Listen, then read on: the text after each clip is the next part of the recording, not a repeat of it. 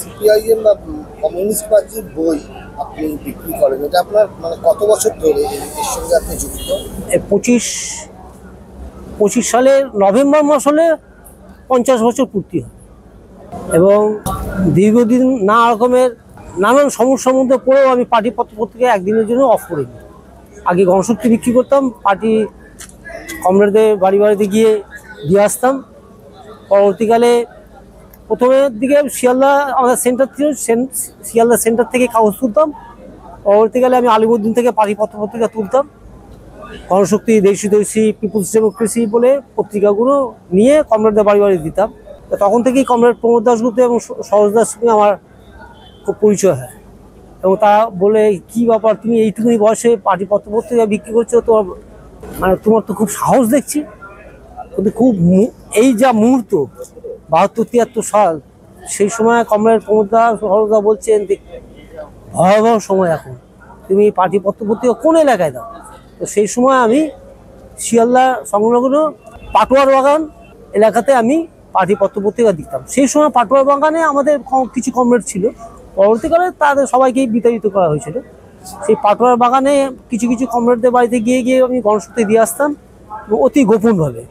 Comrade Pramod দা আমাকে বলেছিলেন যে তুমি তো যেহেতু লেখাপড়া করো, হ্যাঁ তুমি একটা কাজ করো, গণশক্তি থেকে ছোটো ছোটো করে ভাঁজ করবে, করে বইয়ের পৃষ্ঠায় এটাকে লুকিয়ে রাখবে, ওটাকে নিচের দিকে রাখবে আর ওপরের দিকে বই রাখবে।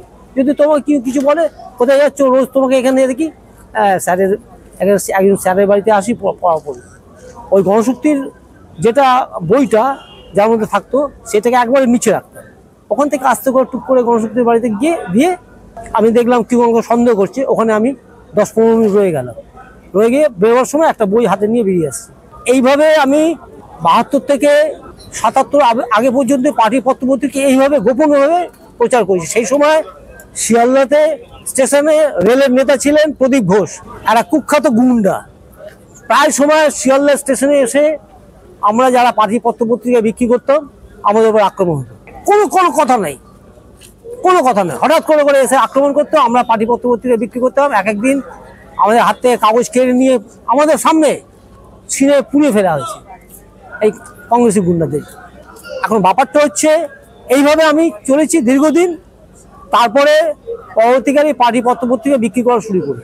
বই ভয়ঙ্কর অভিজ্ঞতা বলতে গেলে 74 সালে ছাত্র আন্দোলন করতে গিয়ে জেল হয়, প্রেসিডেন্সি জেলে প্রায় মাসখানেক ছিলাম।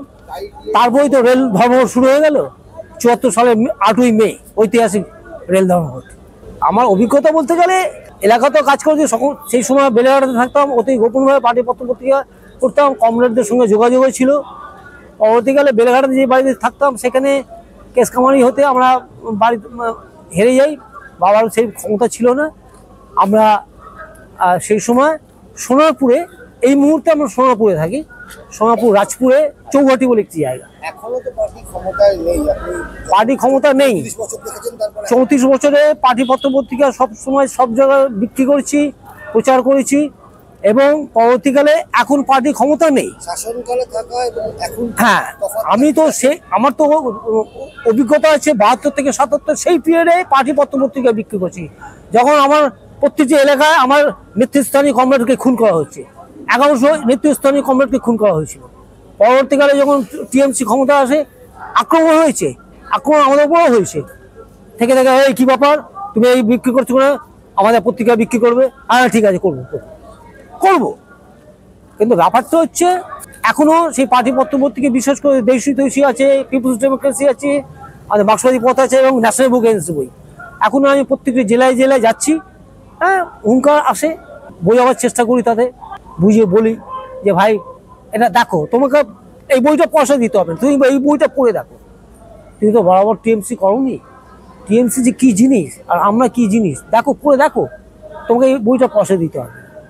এরকম গ্রামে গঞ্জে গিয়ে এই আমাদের জেলা সম্মেলনগুলোতে প্রায় 5টা থেকে 6টা জেলা করলাম। পুরুলিয়া করেছি, বীরভূম করেছি, ওইদিকে দক্ষিণ 24 পরগনা, উত্তর 24 পরগনা, হাওড়া, এইসব করে আমার একটা বিরাট অভিজ্ঞতা হয়েছে। কার সঙ্গে কীভাবে শত্রুপক্ষের সঙ্গে কীভাবে কথা বলতে হয় এটাও জানি, মিত্রপক্ষের সঙ্গে কীভাবে কথা বলতে হয় এটাও জানি। এবং আমি এখনও বিভিন্ন মিডিয়াতে আপনারা জানেন প্রত্যেকটি, বিশেষ করে অনিলদা দেশে যেমন ছিলেন, অনিলদাকে প্রায় সময় মিডিয়ার কমরেডরা বলতো, মিডিয়ার সঙ্গে যারা যুক্ত, যে অনিলদা আমরা পার্টি পত্রপত্রিকা পাই না। বলো কি, ঠিক আছে দাঁড়াও। তো সেই সময় আলিমুদ্দিনে ছিলাম, আমাকে অনিলদা ডাকলেন। অনিলদা ডেকে ওই সাংবাদিক বৈঠক হচ্ছিল হলঘরে, আমার সঙ্গে সবার পরিচয় করে দিল। এই হচ্ছে কমরেড সুভাষ লাহিড়ী। আপনারা প্রত্যেকটি আমাকে পরিচয় করে দিলেন যে প্রত্যেকটা মিডিয়াতে তুমি যাবে, এবং তখন থেকে আমি মিডিয়াতে যাওয়া শুরু করি। এবং অনিলদা পরিচয় করার পরে তারপরে অনেক মিডিয়া কমরেড আমার থেকে পার্টিপত্র হতে এখনো নেয়। আগে যেরকম বই একটা মাধ্যম ছিল, এখন মোবাইল এসে গেছে, অনেক কিছু এসে গেছে। তাও হলো কমরেড প্রবণতা কি বই পড়ার প্রবণতা এখনো আছে। কেন, ব্যাপারটা হচ্ছে পিডিএফ এ বই পড়ে আনন্দ পাওয়া যায়। হ্যাঁ, ব্যাপারটা হচ্ছে বই এখনো আছে। এখন আগে যেরকম খুব বেশি বিক্রি হতো, এখন আস্তে আস্তে কমছে। ব্যাপারটা হচ্ছে, মূল ব্যাপারটা হচ্ছে এখন বিশেষ কারণ হয়ে গেছে কি, মানুষের হাতে সেরকম পয়সা নেই, মানুষ চাকরি পাচ্ছে না। বিশেষ করে আগে এসএফআই ডিএফআই ছেলেরা ব্যাপক হারে বই কিনতো, তাদের হাতে এখন পয়সা নেই। হ্যাঁ, একটা বড় সংখ্যক মানুষ চাকরি পাচ্ছে না। আমার ঘরেই তো আমার ছেলে মেয়ে উচ্চশিক্ষিত। আমার ছেলে ইলেকট্রিক্যাল ইঞ্জিনিয়ার করেছে এমটেক রাজাবাড়ি সায়েন্স কলেজ থেকে, আজকে ও একটা সাধারণ একটা চাকরি করছে। মেয়ে এমএ পাস করে বাড়িতে বসে আছে। কি বলবো, এই দুঃখ। তাই জন্যে এখনো আমি চালিয়ে যাচ্ছি। এখনো আমার এই এত বছর বয়স, আমি এখনো, আমার বয়স এখন প্রায় 66 বছর বয়স, এবং এখনো পার্টি পত্রপত্রিকা যেখানে যে কনফারেন্স হয়, মিটিং হয়, নিয়ে ছুটি। প্রায় সময় তো কলকাতার প্রোগ্রামগুলো থাকে, ওখানে থাকি। এখন অন্যান্য জেলাতেও আমি যাচ্ছি।